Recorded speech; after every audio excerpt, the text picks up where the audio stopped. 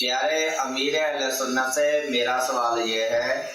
جو motor cycle یا گاڑی کا سامان پرانا نکلتا ہے، نئے کے پیسے بھی لے لیتے ہیں، مزدوری بھی لے لیتے ہیں اور پرانا سامان بھی رکھ لیتے ہیں،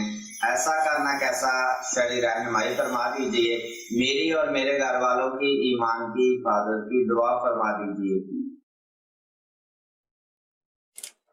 جو سامان نکلا اس میں بھی جھوٹ بھی بولا جاتا ہوگا کہ اب یہ ناکارہ ہے،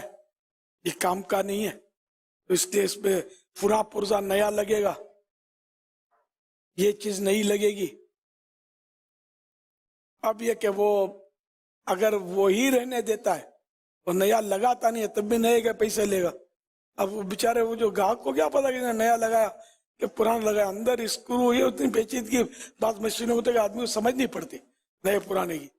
اور یہ تو سراسر دھوکہ اور جھوٹ، حرام، گناہ ہے۔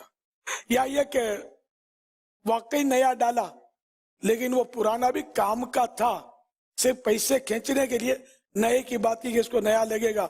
پرانا ناکارہ ہو گیا، تو یہ بھی جھوٹ ہے، یہ بھی دھوکہ ہے، اس میں بھی گناہ گار ہوگا۔ اچھا، اب نیا لگا کر جو پرانا نکلا، واقعی ضرورت ہے نئے کی اور لگائی، پرانا نکلا،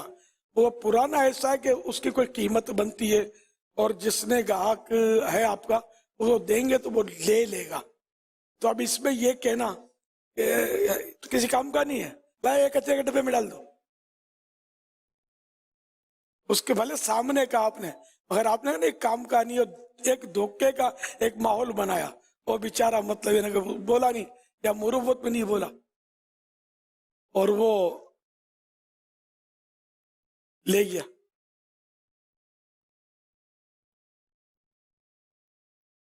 اس طرح مطلب دھوکہ نہ دیا جائے۔ تو جو چیز واقعی ایسی ہے